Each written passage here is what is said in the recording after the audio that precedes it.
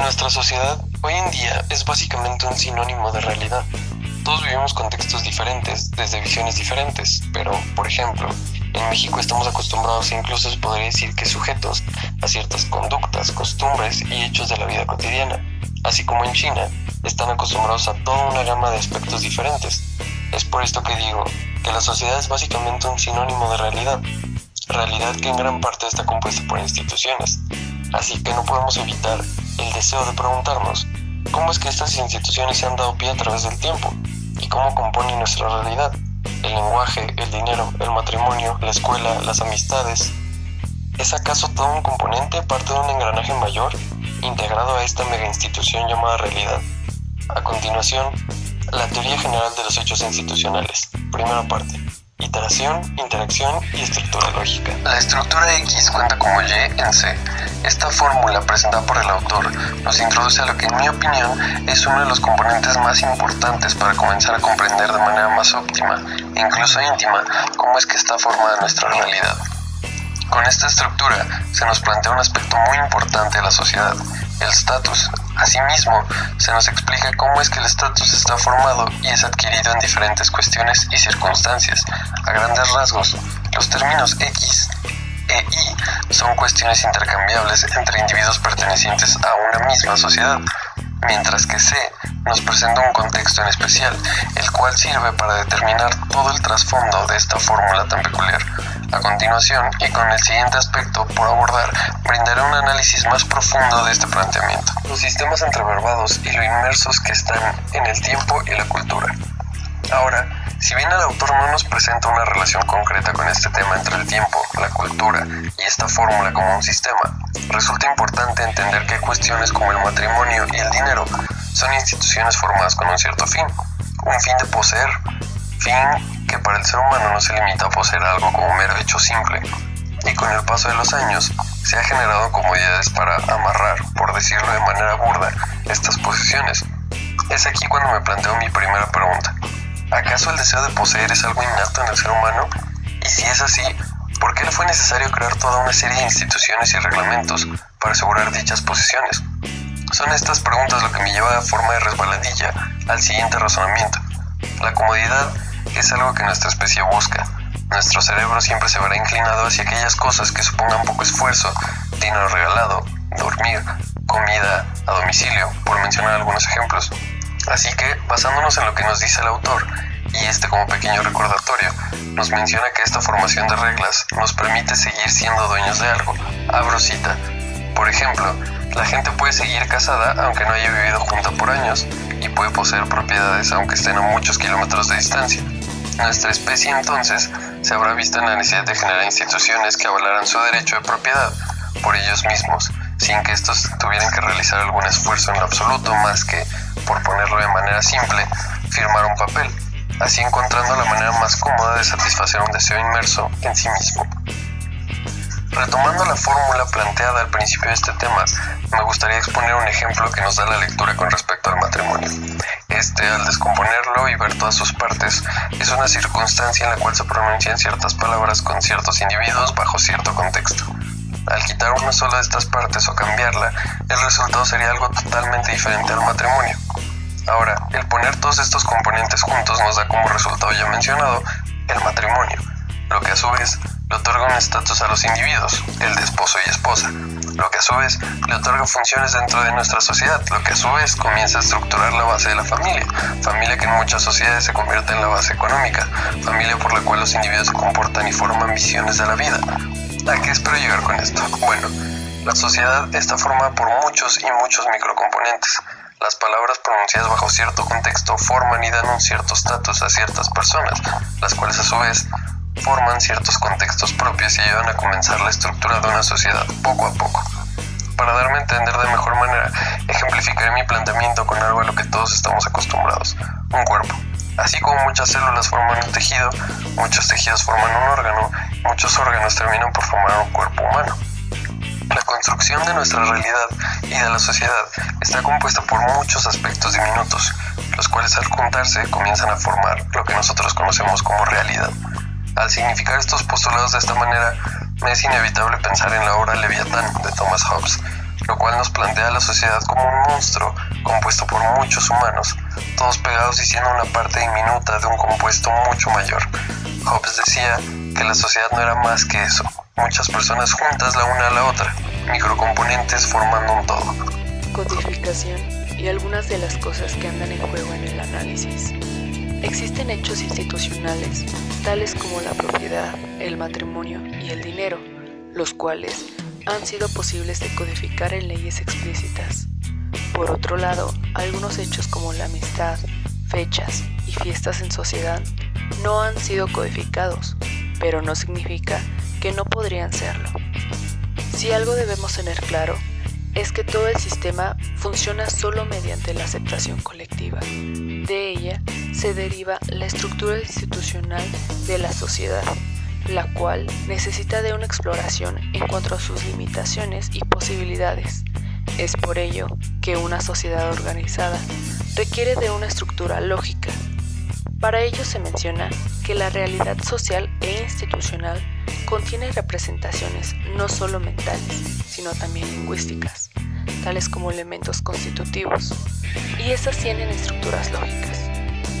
La estructura de los hechos institucionales es una estructura de relaciones de poder, incluidos poderes positivos y negativos, condicionales y categóricos, colectivos e individuales, y, por lo tanto, todo lo que nos resulta apreciable de la civilización requiere de la creación y mantenimiento de las relaciones de estatus colectivamente impuestas, que éstas necesitarán de una vigilancia para preservar la equidad, eficacia, flexibilidad y creatividad, por no mencionar valores tradicionales como la justicia, la libertad y la dignidad.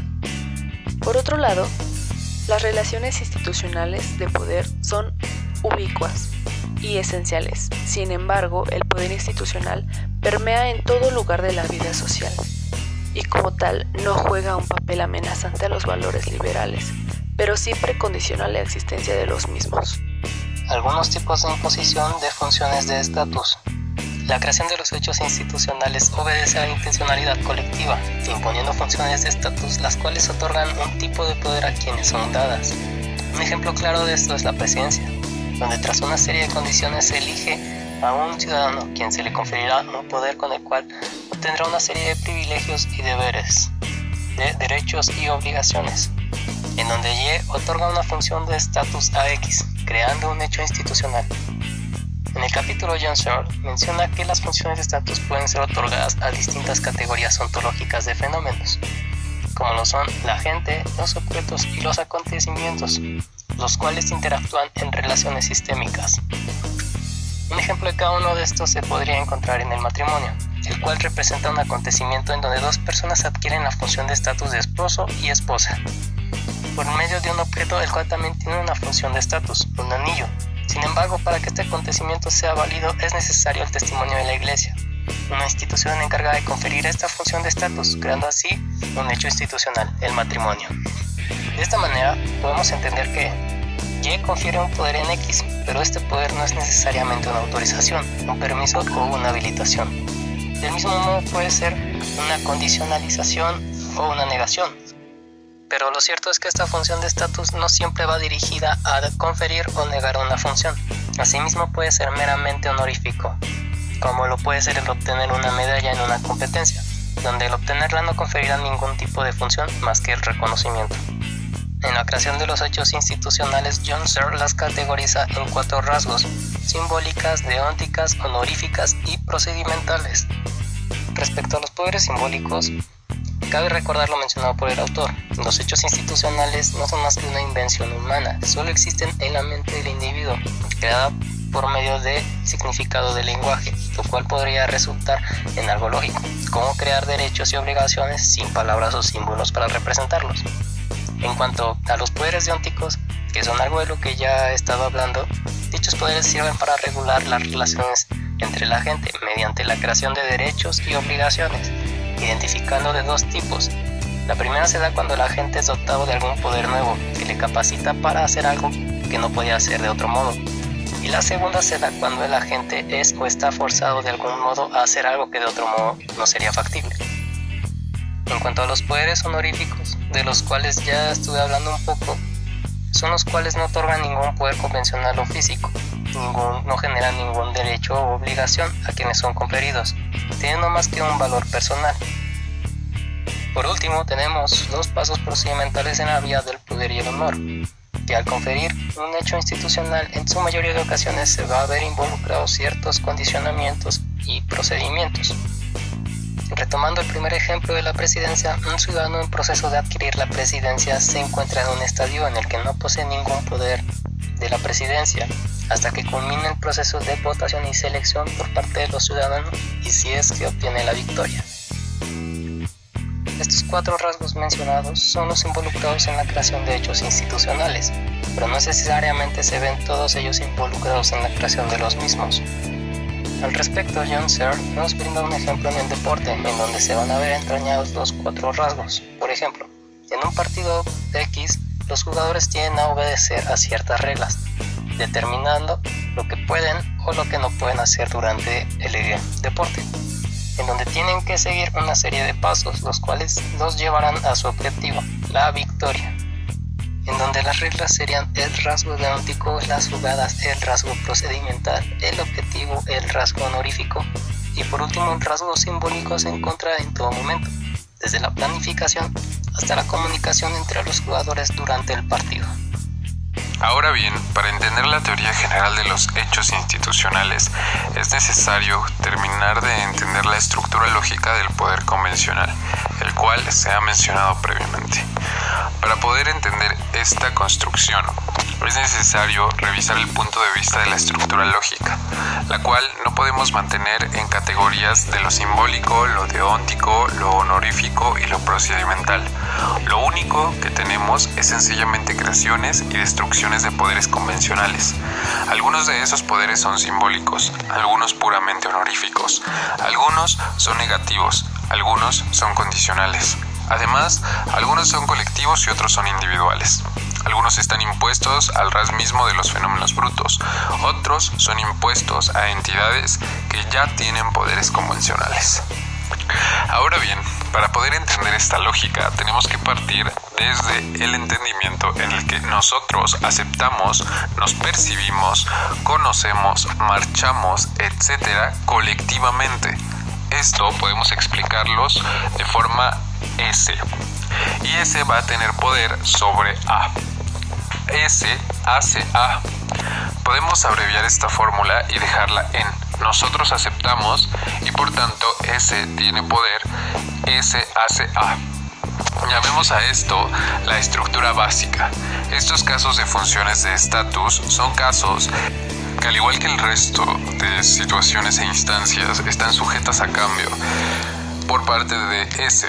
Si S elige no constituir a A no tiene poder o no tiene función. Si lo ejemplificamos en la vida real, podemos entender entonces a S como el número de personas que votan o el voto y a A como el candidato. S le brinda poder, pero sin S no hay poder. A pesar de lo rudimentario que esto puede parecer, desde la perspectiva de Searle, esto no es más que un homenaje a el hecho de que la enorme complejidad del cuerpo de realidad institucional tiene un esqueleto estructural bastante simple. Esto no resulta sorprendente dado que lo rudimentario del aparato con el que se está trabajando. Podemos concluir entonces que no tenemos sino la capacidad para imponer un estatus y con él una función mediante el acuerdo o aceptación de colectivos.